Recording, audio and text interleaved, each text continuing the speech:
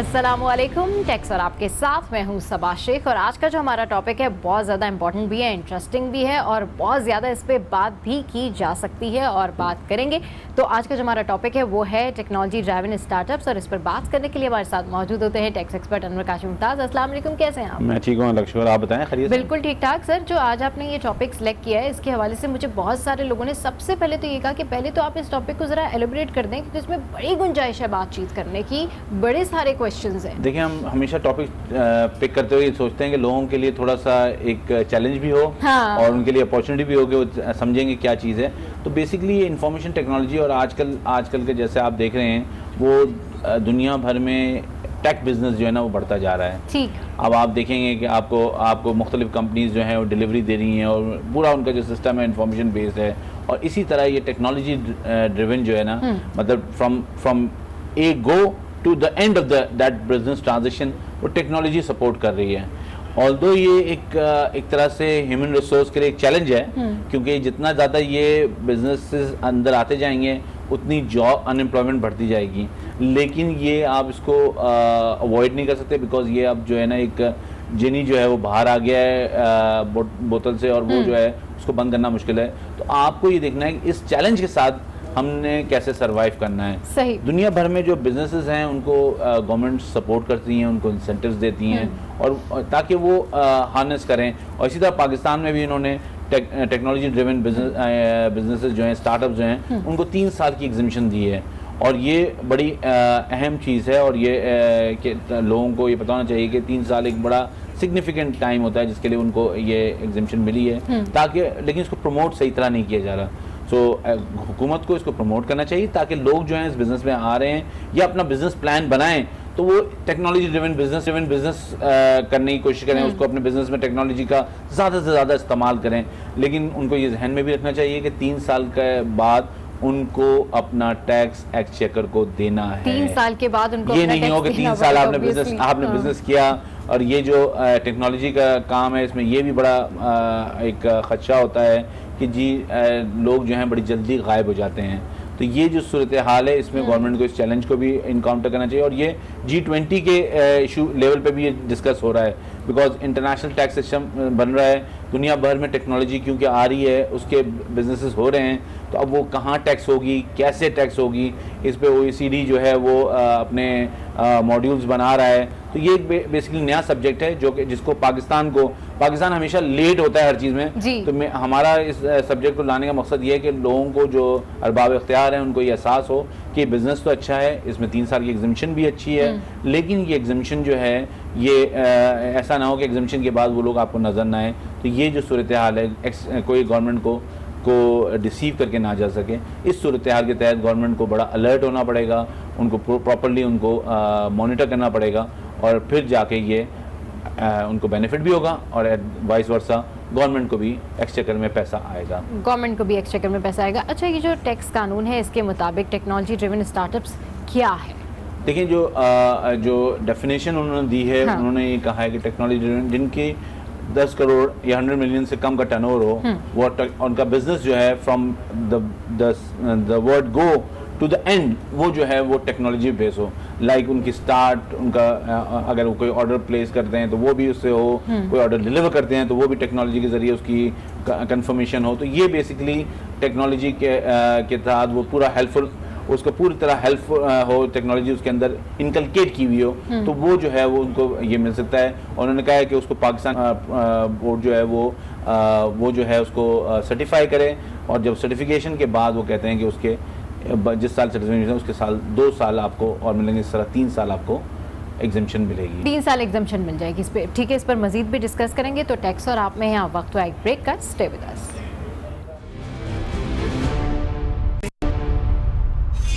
Welcome back. तो tax और आप में आज हम जिस टॉपिक के ऊपर डिस्कशन कर रहे हैं वो है टेक्नोलॉजी ड्रिवन स्टार्टअप्स, और इस हवाले से बात करने के लिए हमें ज्वाइन किया है खुर्रम मकसूद साहब ने, IT एंटरप्रेन्योर है। बहुत शुक्रिया सर, आपने टैक्स और आपके लिए वक्त निकाला। जी साहब, क्या पूछना चाहिए? अस्सलाम वालेकुम खुर्रम, कैसे हैं आप? खैरियत से? ठीक है। अच्छा, हम आज जो हमारा टॉपिक है वो टेक्नोलॉजी ड्रिवन स्टार्टअप्स की बात कर रहे हैं हम। तो आप क्योंकि बिज़नेस से मुंसलिक हैं आप क्या समझते हैं कि यहाँ पे लोगों को ये अवेयरनेस है कि इस स्टार्टअप पे एग्जेम्पशन भी अवेलेबल है इस तरह 3 साल की? आपके सवाल का दूसरा हिस्सा मैंने सुन पाया हूँ दोबारा। जी, मैं कह रहा हूँ कि क्या आपको ये पता है कि ये पाकिस्तान में जो स्टार्टअप्स हैं टेक्नोलॉजी ड्रिवन, उनको लोकल भी उनके काम पे जो है एग्जेम्पशन है 3 साल की, तो ये कोई लोगों को अवेयरनेस है, ये गवर्नमेंट ने प्रमोट किया है, उनको इंटीमेशन है ऐसी कोई? मेरे ख्याल में बिल्कुल इंटीमेशन नहीं है। अच्छा। और ये सिर्फ एक हिस्सा नहीं है, इसके अलावा बहुत से ऐसे हिस्से हैं स्टार्टअप बिजनेस के जिसके बारे में बहुत ज़्यादा अवेयरनेस की ज़रूरत है। जितने भी टेक्नोलॉजी ड्रिवन स्टार्टअप्स होते क्या हैं, अगर आपको थोड़ा सा कुछ एक्सप्लेन करें? सिंपल सी इसमें सिर्फ यही बात है कि कोई भी प्रोडक्ट या कोई भी सर्विस जो कंज्यूमर्स को प्रोवाइड की जाए और उसका बैकबोन उसको प्रोवाइड करने में, उसको मेंटेन करने में, उसको ग्रो करने में एक टेक्नोलॉजी पीस हो, एक सॉफ्टवेयर हो, एक ऐप हो, एक वेबसाइट हो या कोई भी हो, उसको हम कहेंगे टेक्नोलॉजी स्टार्टअप। अच्छा, तो ये पाकिस्तान में क्या इसका स्कोप है? ये बिजनेस प्रमोट हो रहा है या फ्लरिश कर रहा है? ये जिस स्पीड से होना चाहिए उस स्पीड से भी नहीं है। स्कोप की जहाँ तक आपने बात की, ट्रेमेंडस स्कोप है, क्योंकि स्कोप डिफाइन करता है किसी भी स्टार्टअप या बिजनेस का कि उसकी टोटल एड्रेसेबल मार्केट कितनी है, सही है, उसको कंज्यूम करने वाले लोग कितने मौजूद हैं जो पोटेंशियली उस सर्विस या उस प्रोडक्ट को कंज्यूम करेंगे। उसको देखते हुए मुझे बताने की जरूरत नहीं है पाकिस्तान की आबादी अभी क्या है और आने वाले सालों में कहाँ तक जा सकती है। सही है। नहीं तो ये क्या वजह है, क्यों नहीं इतना ज़्यादा ये अवेयरनेस है इसकी, मतलब वजह क्या है? गवर्नमेंट सपोर्ट नहीं कर रही, गवर्नमेंट अवेयरनेस नहीं क्रिएट कर रही है? कोई एक स्ट्रक्चर्ड वे है चीज़ों को कम्युनिकेट करने का स्टार्टअप्स के लिए, यंग एंटरप्रेन्योर्स के लिए। इंफॉर्मेशन बिट्स एंड पीसेस में स्प्रेडेड है और कोई एक ऐसा पोर्टल नहीं है कि जहाँ पे हम बता सकें कि किसी भी यंग एंटरप्रेन्योर को कि आपके पास एक आइडिया है, तो उस आइडिया को जब आपने आगे लेके चलना है, उसको उसमें एंटर होना है, तो क्या स्टेप्स इन्वॉल्व हैं और आपको क्या क्या फैसिलिटीज मिल सकती हैं, क्या बेनिफिट्स हैं और आपकी क्या रिस्पॉन्सिबिलिटीज हैं। ठीक है, ऐसे कि स्ट्रक्चर इंफॉर्मेशन की जरूरत है। ठीक है, तो आप क्या समझते हैं गवर्नमेंट को क्या स्टेप्स लेने चाहिए जो इस तरह के बिजनेसेस को मतलब सपोर्ट हो और वो यंग लोग जो हैं वो आएँ और इसमें पार्टिसिपेट करें और अपने कैरियर को एज अ बिजनेस स्टार्टअप्स के तौर पे शुरू कर सकें? स्टार्टअप के लिए सबसे पहले जैसे मैंने इंफॉर्मेशन की बात की, वो पास ऑन करना एक स्ट्रक्चर में बहुत ज़रूरी है। उसके अलावा जो सबसे बड़ा रोड ब्लॉक इस वक्त फेस कर रहे हैं स्टार्टअप्स और दूसरी कंपनीज, वो है to receive payments from abroad. ये एक बहुत बड़ा ब्लॉक है जिसको आई अंडरस्टैंड कि जो भी अथॉरिटीज़ हैं उनकी नज़र में है, क्योंकि पिछले दिनों आपने भी सुना होगा कि पेपॉल से भी इसमें डिस्कशन हुआ है, तो लेकिन इसको आगे लेके चलने की ज़रूरत है। अभी हमारे बहुत से लोग ऐसे हैं कि जिनका जो कि फ्रीलांस काम करते हैं इंटरनेशनल मार्केट के लिए, उनको भी इस चीज़ की ज़रूरत है कि उनके पास एक स्ट्रीमलाइन और एक स्मूथ सिस्टम हो जिसके थ्रू वो अपने सर्विसेज की जो रेमिटेंसेज हैं उनको रिसीव कर सकें। सही है। अच्छा, ये जो स्टार्टअप्स टेक्नोलॉजी ड्रिवन होते हैं, इनके बारे में एक इम्प्रेशन ये आता है कि ये बाउंड्रीज पे बिलीव नहीं करते, तो इनको मॉनिटर करना, इनको टैप करना क्या, ताकि बिजनेस तो हो रहा है तो उसका जो ट्रिकल डाउन इफेक्ट है या उसकी जो डिविडेंड है वो गवर्नमेंट एक्सचेकर में नहीं आता, ये कहाँ जाना चाहिए, इस तरह की सूरत हाल भी एक चैलेंज गवर्नमेंट को फेस कर रही है। ये उसी चीज़ पे बात शायद वापस चली जाती है कि जैसे मैंने कहा कि इंफॉर्मेशन को डिस्ट्रीब्यूट करना स्ट्रक्चर्ड वे में, जिसमें ना सिर्फ उनको बताना कि उनके लिए क्या फैसिलिटीज़ है बल्कि उनकी क्या रिस्पॉन्सिबिलिटीज़ हैं as a startup as well, जैसे मैंने पहले जिक्र किया। क्योंकि कोई भी startup is just like another company with zero revenue और may be 100 million revenue, it doesn't matter. तो मतलब गवर्नमेंट को कोई लॉज बनाने चाहिए ताकि वो उनको फॉलो करें और फिर वो अगर कोई काम कर रहे हैं तो उसका एक्सचेकर में पैसा जाए उस टैक्स का। बिल्कुल सही कहा। ठीक जी हाँ, ठीक है, बहुत शुक्रिया खुरम आपका, आपने हमारे वक्त निकाला। इंशाल्लाह फिर किसी प्रोग्राम में बात करेंगे। देखो, उन्होंने ये कहा कि इन्फॉर्मेशन नहीं है, तो ये इन्फॉर्मेशन प्रमोट होने की ज़रूरत है और लोगों को अवेयरनेस नहीं है।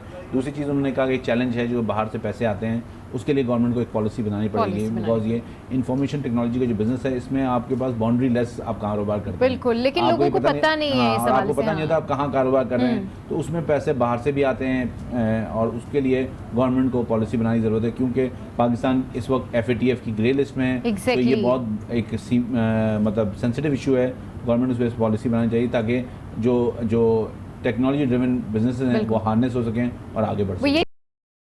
ये नहीं है और कोई यंग एंटरप्रेन्योर्स के लिए कोई इन्फॉर्मेशन नहीं है, एटलीस्ट कोई स्ट्रक्चर तो तैयार करें ताकि लोगों को आसानी हो। अच्छा, ये जो टेक्नोलॉजी ड्रिवन स्टार्टअप्स को टैक्स एग्जम्पशन क्वालिफाई करने की क्या कंडीशंस है, इस हवाले से भी मज़ीद डिस्कस करेंगे। लेकिन अभी हमें ज्वाइन किया है ज़ीशान मर्चेंट साहब ने, ये टैक्स कंसल्टेंट है। बहुत शुक्रिया सर, आपने टैक्स और आपके लिए वक्त निकाला। जी अनवर साहब क्या पूछना चाहेंगे? अस्सलाम वालेकुम ज़ीशान, कैसे हैं? ठीक हैं, खरीद? शुक्र अल्लाह का जी, थैंक यू। अच्छा, ये हम आज बात करें टेक्नोलॉजी ड्रिवन स्टार्टअप्स की, तो ये प्रोविज़न जो है डेफिनेशन में आया था, आपको भी अवेयरनेस होगी, लेकिन ये इसके बारे में कोई प्रमोशन नहीं है और इसके बारे में अवेयरनेस लोगों को नहीं है। आप और ये जो एग्जम्पशन है, ये आप क्या समझते हैं कि ये सही है, इससे बिज़नेस प्रमोट होंगे या ये इससे कोई फ़ायदा नहीं होगा और ये जस्ट आई वॉश है?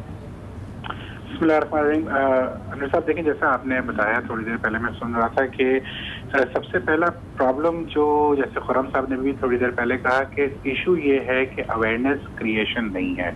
हमारे मुल्क में लॉज बन जाते हैं लेकिन लोगों को बताया नहीं जाता कि ये लॉज से फ़ायदा क्या होगा आपको। अब इस वक्त जितना पाकिस्तान का जो यंगस्टर है कि जो कि पाकिस्तान की पॉपुलेशन का मोर देन 70% है, जिसकी मीडियन एज जो है वो तकरीबन 25 से 30 साल के दरमियान में है, जो टेक्नोलॉजी से भरपूर फायदा खुद भी उठाते हैं और वो उससे काम भी बहुत कर रहे हैं। तो जब तक उन मासेस को अप्रोच नहीं किया जाएगा, जब तक उन्हें ये नहीं बताया जाएगा कि जब आप काम कर रहे हैं उसको थोड़ा सा स्ट्रक्चर वे में कर लें, तो इससे ना सिर्फ कोई टैक्स की लायबिलिटी नहीं होगी बल्कि प्रॉपर पाकिस्तान में जो है आप रेवेन्यू भी ला सकेंगे। नहीं, लेकिन ये देखें 2017 या 18 से ये आया हुआ है, तो ये अभी तक इतनी ज़्यादा इसकी मुझे तो इतनी ज़्यादा इसकी अवेयरनेस नहीं थी, लेकिन आपके ख्याल में ये पूरी तरह गवर्नमेंट कामयाब हुई है लोगों तक मैसेज पहुंचाने में कि ये इस तरह की एग्जम्पशन अवेलेबल है?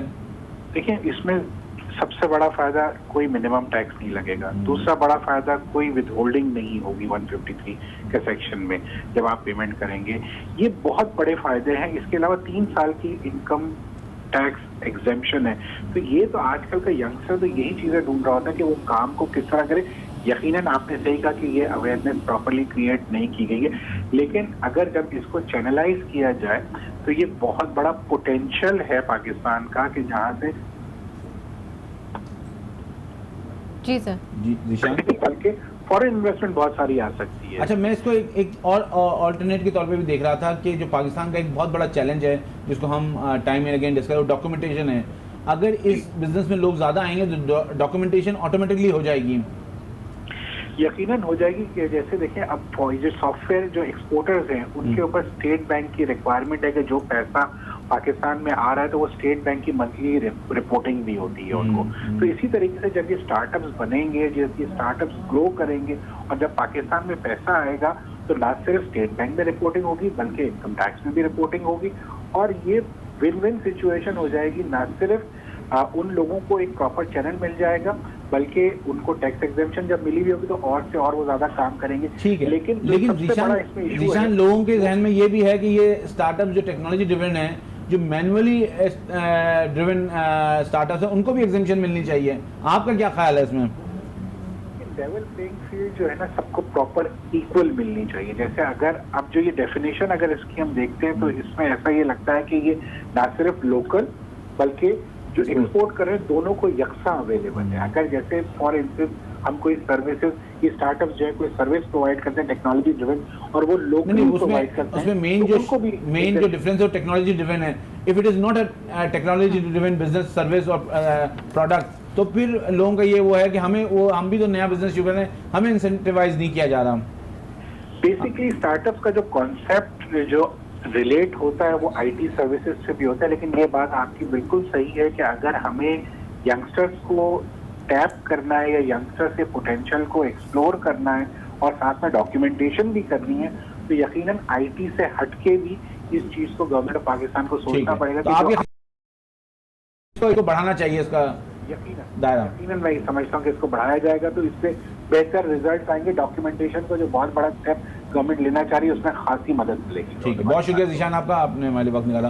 देखा आपने, उन्होंने अच्छी चीज़ है और वही बात है कि इंसेंटिव हमेशा टैक्स पेयर के लिए या टैक्स फाइलर के लिए अच्छा होता है, वो उनको इनकरेज करता है टू कम ऑन बोर्ड। लेकिन ये है कि जो बात हो रही है वो ये हो रही है कि इसके लिए लॉज बनाए जाएँ ताकि लोग ये ना हो कि 3 साल बाद उनके बिजनेसेस खत्म हो जाए। जो बाज़ वक्त एग्जेम्पशन में डर होता है कि देखें ना, मतलब किसी के उस पर नहीं, बिजनेस पे वो नहीं शक है, लेकिन बात यह है कि वो कुछ भी हो सकता है, कुछ लोग इसका फ़ायदा भी उठाते हैं। तो हमें ऐसे लॉज बनाने चाहिए जिसमें गवर्नमेंट का एक्सचेकर का कोई पैसा जो है ना वो कभी ज़ाया ना हो। वही बात जो आप कह रहे थे ना कि 3 साल बाद ऐसा ना हो कि वो चीज़ गायब हो जाए, तो फिर लोग डेफिनेटली परेशान होंगे। तो टैक्स सर, आप में इस वक्त हम डिस्कशन कर रहे हैं टेक्नोलॉजी ड्रिवन स्टार्टअप्स के हवाले से, और हमारे शो में इस वक्त हुआ है ब्रेक का, लेकिन जब ब्रेक के बाद वापस आएंगे तो आपकी कॉल्स भी लेंगे। आपके जो भी क्वेश्चन और क्यूरीज हैं अनवर साहब यहाँ मौजूद हैं, आप पूछ सकते हैं। Stay with us.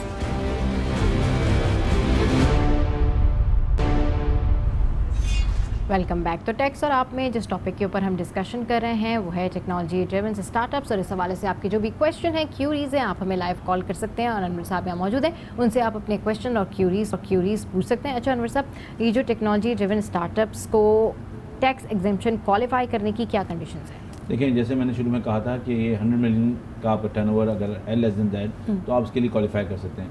अब इस एग्जामिशन को ये कंडीशनल एग्जामिशन है। अब आपको उसके लिए अपने अकाउंट्स कमिश्नर को देने पड़ेंगे और कमिश्नर जो है उसको वेरीफाई करेगा कि आपका टर्नओवर जो है वो इतना है या नहीं है, और उसके बाद वो आपको कंफर्मेशन दे देगा कि आपको एग्जामिशन है। इसलिए कि ये अगर नहीं होगा तो फिर बहुत सारे लोग जो उस थ्रेशोल्ड से ऊपर भी चले जाएंगे वो भी इसको बगैर किसी वेरिफिकेशन के अवेल करने की कोशिश करेंगे, तो जो कि इसकी स्प्रिट नहीं है। सही। तो ये बेसिकली आपको हर फाइनेंशियल ईयर पे एक एग्जामिशन सर्टिफिकेट लेना पड़ेगा कमिश्नर, हर ईयर पे। अच्छा, 3 साल तक, और उसके बाद कमिश्नर इनकम टैक्स जो इस वक्त जो है मैनुअली आपको अप्लाई करना पड़ता है। ये ऑनलाइन एग्जामिशन का प्रोसेस भी आ रहा है, लेकिन वो आ जाएगा तो फिर उसके बाद ऑनलाइन होगा, लेकिन अभी कमिश्नर इनकम टैक्स उसको के बाद सबमिट करना पड़ेगा और वो उसको वेरीफाई करेगा, और फिर उसके वेरिफिकेशन के बाद वो आपको एग्जामिशन इशू करेगा, जो कि आप अपने जो आपके वेंडर्स हैं, जो आपके बिजनेस जिनके साथ कर रहे हैं, उनको आप दे सकेंगे, ताकि आपको विथहोल्डिंग टैक्स नहीं हो। और फिर जब आप रिटर्न फाइल करेंगे तो आपको अपनी रिटर्न के वक्त आपको जो है अपने टैक्स रिटर्न पे जो आपकी आमदनी आती है उसमें आपको एग्जेम्पशन मिलेगी और कोई टैक्स नहीं देना पड़ेगा।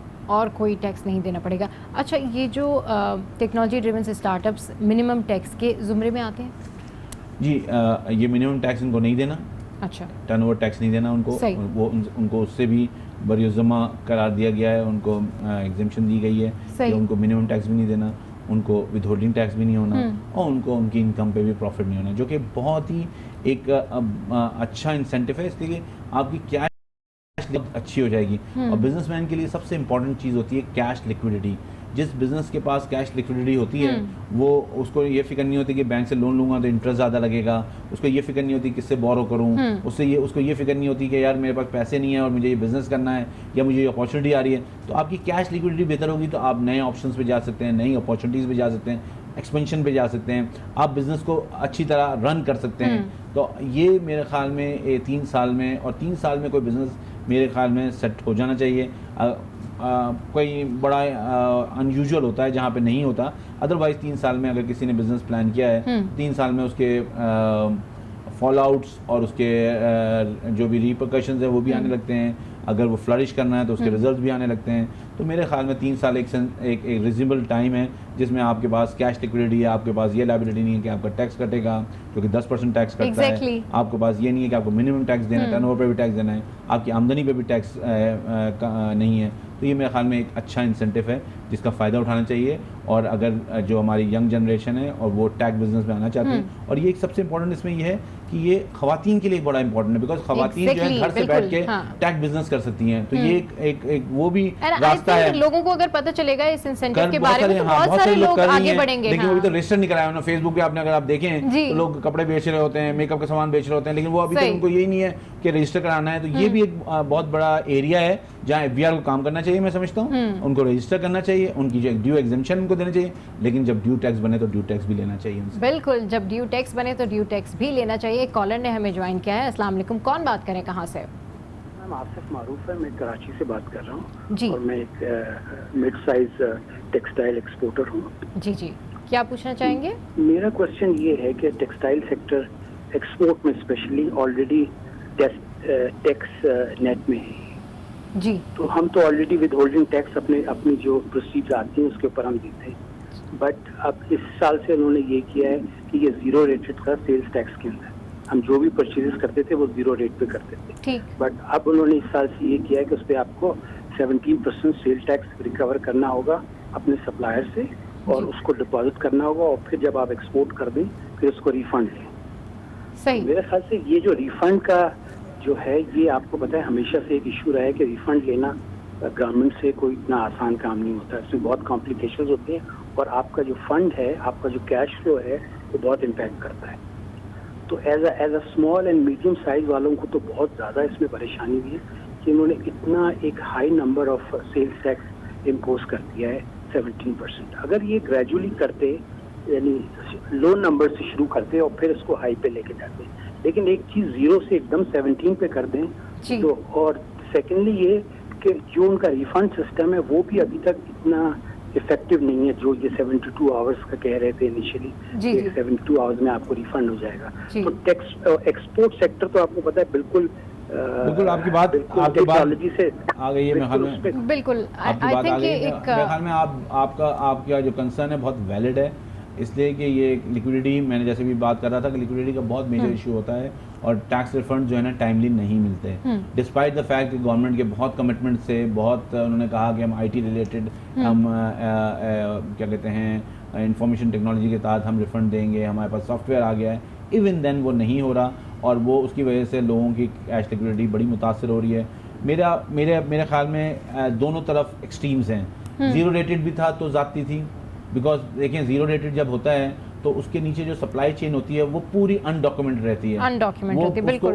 उसको पकड़ना, वो टैक्स नहीं दे रही होती है, वो कमा भी रही होती है, टैक्स नहीं दे रही होती, तो उसको पहले, लेकिन वो कह रहे हैं जीरो से एकदम हाई कर दिया उन्होंने। तो उसको जो है उसको भी टैब होना चाहिए। अब आपकी ये बात भी बिल्कुल सही है कि उसको बिल्कुल एक्सट्रीम आपने कर दिया कि आपने 17% लिया, आप उसको 4% पे भी ला सकते थे, आप उसको 5% भी ला सकते थे ताकि कैश लिक्विडिटी का इम्पैक्ट कम से कम हो। इसलिए रिफंड देने की भी हुकूमत में ताकत नहीं है और ये उनके लिए बहुत मुश्किल है कि इमीडिएटली टैक्स एक्सपोर्टर्स का रिफंड दें। इवन किसी का भी रिफंड देने के लिए उनके लिए बहुत बड़ा चैलेंज है इस वक्त जो कैश लिक्विडिटी की पोजीशन है गवर्नमेंट ऑफ पाकिस्तान की। तो मेरे ख्याल में इस पे रेट को देखना चाहिए, डिस्कशन है, ये बजट आ रहा है उसमें गवर्नमेंट को इसको रिविजिट करना चाहिए, इसलिए कि ये लिक्विडिटी का बिजनेसेस के लिए इशू है और यही ऐसे ही इक़दाम होते हैं जो गवर्नमेंट बिजनेस को इंसेंटिवाइज करती है। इसी तरह टैक्स ज़रूर लें लेकिन इस तरह के इक़दाम करके बिजनेसेस को इंसेंटिवाइज करें, उनको सपोर्ट करें ताकि वो बिजनेस जो है आगे बढ़े। और जो बिजनेस आगे बढ़ता है देखें उसके बहुत मल्टीपल डायमेंशन उसके होते हैं, टैक्स भी आता है, एम्प्लॉयमेंट भी आती है,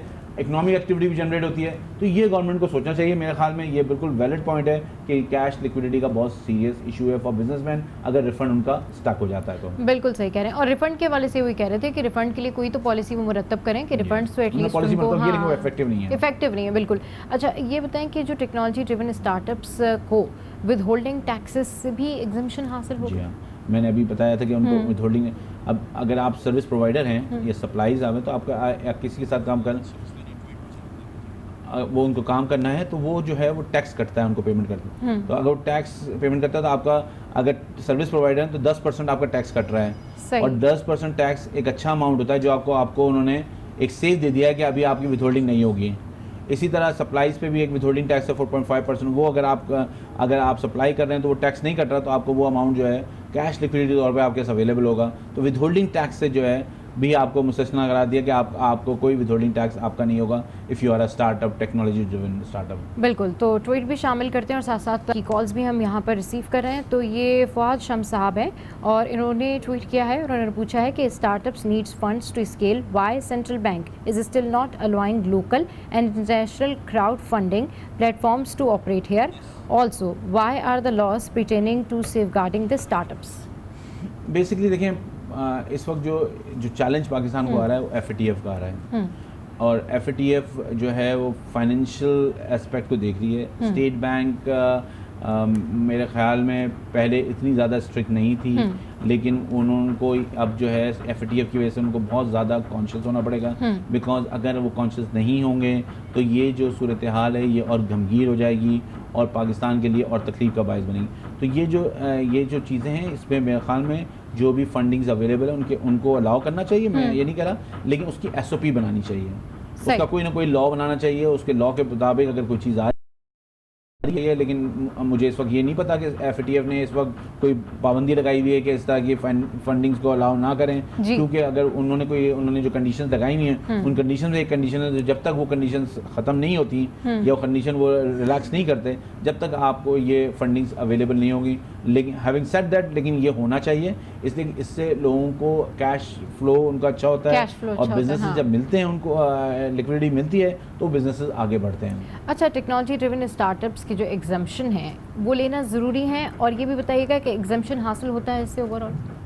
देखिए, ये लेना ज़रूरी है, इसलिए कि मैंने शुरू में हमने बात की थी कि ये एक साल भर के लिए, बिकॉज इन्होंने बेस कर दिया कि अगर 100 मिलियन का आपका टर्नओवर है, तो टर्नओवर आइडेंटिफाई करेगा कमिश्नर, आपके ऑडिट अकाउंट्स आइडेंटिफाई करेंगे, तो वो जब आप फाइनेंशियल क्लोज होगा तो उस वक्त आपका टर्नओवर पता चलेगा ये टर्नओवर है, उसके बेसिस पे आपको अप्लाई करना पड़ेगा एग्जामिशन का, और वो एग्जामिशन जो है वो कमिश्नर अगर समझेगा कि आप उसमें क्वालिफाई करते हैं, तो कमिश्नर आपको एग्जामिशन देगा। और अगर आप समझते हैं कि कोई आपके साथ ज़्यादती हुई है या आपको बनता था नहीं दिया गया, तो then you have a chance to go further, और आप FBR में भी जा सकते हैं, आप कोर्ट में भी जा सकते हैं, लेकिन उसके लिए आपको सब्सटेंशियल प्रूफ होने चाहिए आपके क्या जो कमिश्नर कह रहा है उसके आपका जो डिक्लेरेशन है उसके मुनाफी है या उसका दूसरा एंगल भी है।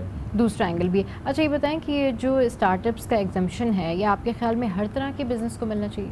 मेरे ख्याल में तो मिलना चाहिए। देखें, मैंने ये इसलिए कि देखें, जो भी बिजनेस करने आता है वो एक बहुत, कोई भी आदमी कारोबार करना, ये एक बहुत बड़ा काम होता है हुकूमत का, बिकॉज आप कारोबार करना is not a joke, because आप अपना पैसा लेके आते हैं, आप अपने आप रिस्क लेते हैं, आप रिस्क लेने के बाद आप जो हैं गवर्नमेंट को उसके लोगों को एम्प्लॉयमेंट देते हैं, तो ये एक ऐसा काम होता है जिसमें जो है उनको भी इंसेंटिवाइज देना है। मैं ये नहीं कह रहा कि सेम फुटिंग्स पे दें, लेकिन कोई ना कोई इंसेंटिवाइज उनको भी होना चाहिए। उनको नया जो लोग नए आ रहे हैं बिजनेस में, उनको इंसेंटिव करना चाहिए, उनको किसी किस्म का कोई ना कोई रिलीफ देना चाहिए, ताकि उनको इंकरेजमेंट हो, उनको ये पता हो कि यार मैं अब यहाँ आया हूँ तो मुझे जो है वेलकम किया गया, मुझे कोई ना कोई तो इंसेंटिव मिल रहा है। बिल्कुल, कोई ना कोई तो मुझे बेनिफिट मिल रहा है। एक और कॉलर ने हमें ज्वाइन किया है। अस्सलाम वालेकुम, कौन बात करे, कहाँ से? वालेकुम सलाम, मैं इरफान बात कर रहा हूँ सऊदीया से। जी, क्या पूछना चाहेंगे? मैं ये बात पूछना क्या है, मैंने ये सिर्फ बात करना चाह रहा हूँ कि ये टैक्स, अगर सारे टैक्स एक बार खत्म करके उसके बाद टैक्स एक साफ शफाफ टैक्स लगा दिया जाए हर चीज के ऊपर, 10% है, 15% है, जितना गवर्नमेंट लेना चाहती है, 10% हो, 15% हो, 20% हो, तो ताकि किसी को कोई शक न रहे कि आम आदमी को भी, किसी बड़े आदमी को भी हम ये चीज लेनी है, हमने इतने परसेंट टैक्स पे करना है, 10% है, 15% है, 20% है। अभी टैक्स इतने हैं, इस चीज पे इतना टैक्स है, उस पर इतना टैक्स है, उस पर इतना टैक्स है, इसीलिए कंफ्यूजन हो जाती है आदमी को किस चीज पे क्या क्या टैक्स है। जैसे सऊदी अरेबिया में है साफ शफाफ टैक्स है, वो 5% टैक्स है, चाहे आप खाने वाली चीज पे ले लें, चाहे आप पहनने वाली ले लें, कोई भी चीज ले लें, 5% टैक्स देना है। ना हमको कोई प्रॉब्लम है, ना लेने वाले को कोई प्रॉब्लम है, ना किसी से बहस करने की कोई प्रॉब्लम है। जी ठीक है, आपका जो क्वेश्चन है उसका आंसर आपको अनवर साहब देंगे। अनवर साहब, सऊदी अरब से हमारे पास कॉल है और इरफान साहब काफी कंफ्यूज है। लेकिन मसला ये है कि पाकिस्तान, क्योंकि सऊदी अरब जैसी इकोनॉमी नहीं है पाकिस्तान की, तो इसलिए लोगों को बर्डन लगता है। लेकिन ये बात सही है, हम भी ये बात हमेशा कहते हैं, सब पे टैक्स और कम टैक्स रेट ऑफ टैक्स होना चाहिए। तो हम ये बात प्रमोट ही कर रहे हैं कि आप कम रेट ऑफ टैक्स लगाएं और सब पे टैक्स लगाएं। तो मेरे ख्याल में इनकी बात का मेन जिस्ट जो है वो ये है कि कम रेट के साथ एक ही रेट हो जाए, ताकि लोगों को कन्फ्यूजन नहीं हो। वो मेरे ख्याल में हो सकता है फ्यूचर में ये हो सकता है और इस तरफ जाना चाहिए, लेकिन ये है कि टैक्स हर सूरत में देना ही है। टैक्स तो हर सूरत में देना ही है। एक और ट्वीट जो है वो शामिल करते हैं और ये ट्वीट है नायाब जान की, और इन्होंने कहा है कि I think it's important to know how to tax sector is viewing government policies regarding technicalities and digital spaces. जी मेरे ख्याल में ये कमेंट है। मैं अब इस वक्त पॉलिसीज़ जो गवर्नमेंट की आ रही हैं उसमें मेरे ख्याल में जो टेक्नोलॉजी ड्रिवन बिजनेसेस हैं उनके लिए पॉलिसी तो गवर्नमेंट ईज़ कर रही है, उनको इंसेंटिव भी दिया। जैसे अभी अगर टैक्स एग्जम्पशन है तो उनको एग्जम्पशन दी हुई है उन्होंने, तो ये गवर्नमेंट पॉलिसीज़ तो ला रही है। उस पॉलिसी से मेरे ख्याल में अब जो इम्पोर्टेंट है उसकी प्रमोशन या पब्लिसिटी इम्पोर्टेंट है, जो कि अभी नहीं हो पा रही। अभी नहीं हो पा रही। बिल्कुल, शो का टाइम एंड अप होने लगा। रणवीर साहब, आप सम अप कर दीजिए। देखिए, पाकिस्तान में आर्टिफिशियल इंटेलिजेंस के ज़रिए ही पाकिस्तान आगे बढ़ सकता है, इंफॉर्मेशन टेक्नोलॉजी के ज़रिए। हमें चाहिए कि आपकी जो बिजनेसेस हैं वो टेक्नोलॉजी बेस्ड हो, गवर्नमेंट टेक्नोलॉजी बेस्ड हो, ताकि ये जो डॉक्यूमेंटेशन का इशू है पाकिस्तान का वो ख़त्म हो सके और पाकिस्तान एक कदम आगे बढ़ सके। इसलिए कि अगर पाकिस्तान का डॉक्यूमेंटेशन का इशू ख़त्म हो जाएगा तो पाकिस्तान आगे भी बढ़ेगा, पाकिस्तान फ्लरिश भी करेगा, पाकिस्तान मुस्तहकम भी होगा और हमारी आने वाली नस्लें हमसे शिकायत नहीं करेंगी, बल्कि उनके लिए हम कुछ छोड़ के जाएंगे। तो ये बड़ा इंपॉर्टेंट है कि पाकिस्तान को डॉक्यूमेंट होना है और डॉक्यूमेंट अब टेक्नोलॉजी के ज़रिए ही हो सकता है, आर्टिफिशियल इंटेलिजेंस के ज़रिए हो सकता है। तो गवर्नमेंट के लिए यही बेहतर है कि जितनी जल्दी इस पर स्विच कर जाएँ। बिल्कुल, गवर्नमेंट के लिए बहुत बेहतर होगा कि जितनी जल्दी वो इसके ऊपर स्विच कर जाएँ। तो आज का शो आपको कैसा लगा, टॉपिक कैसा लगा, इसका फीडबैक दे सकते हैं आप हमारी सोशल साइट पर। तो ऐसे ही फॉलो करते रहिए टेक सराप।